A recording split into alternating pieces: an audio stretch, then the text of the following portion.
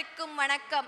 மதுரையிலிருந்து மஞ்சம் வந்த தமிழே, ஆட்சி மாற கட்சி மாற அரியணை மாற, அன்னை தமிழே நீ மாறாதவள். வள்ளுவன், இளங்கோ, கம்பன், பாரதி எல்லாம் ஓர் வரிசை, அவர்கள் தமிழே உனக்கு தந்தது சீர் வரிசை.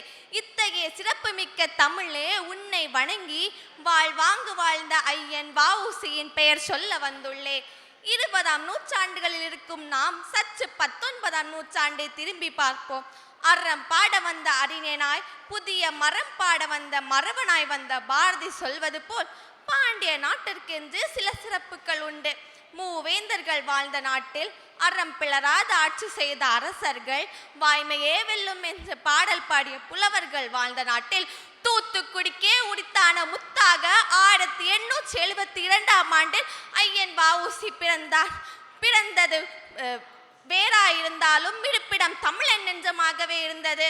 திண்ணை பள்ளியில் படித்தாலும் இந்த நாட்டையே ஆளும் திறமை படைத்தவர். ஒட்டப்பிடாரத்திலேயே ஐயன் வ.உ.சியின் குடும்பம் மிக பெரிய வழக்கறிஞர் குடும்பம். தந்தை வழக்கறிஞர், தந்தையின் சகோதரர் வழக்கறிஞர், தானும் வழக்கறிஞர் ஆகி நாட்டு மக்களின் நலம் காக்க ஐயராது உழைத்தார்.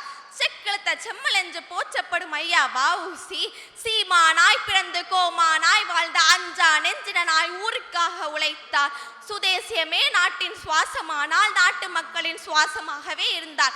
இலங்கைக்கும் இந்தியாவுக்கும் இடையே கப்பல் வாணிகம் செய்து ஆங்கிலேயன் கத்தை கத்தையாய் சம்பாதிப்பதை நினைத்து கொதித்தெழுந்தார். அதன் விளைவாக சுதேசி கப்பல் நிறுவனத்தை துவங்கினார்.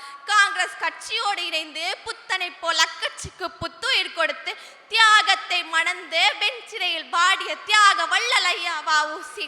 நல்லார் ஒருவர் உளரேல் அவர் பொருட்டு எல்லோருக்கும் பெய்யும் மழை என்ற வள்ளுவனின் வாய்மொழிக்கிணங்க அனைவருக்கும் பெய்யும் மழையாகவே இருந்தார் ஐயா வ.உ.சி.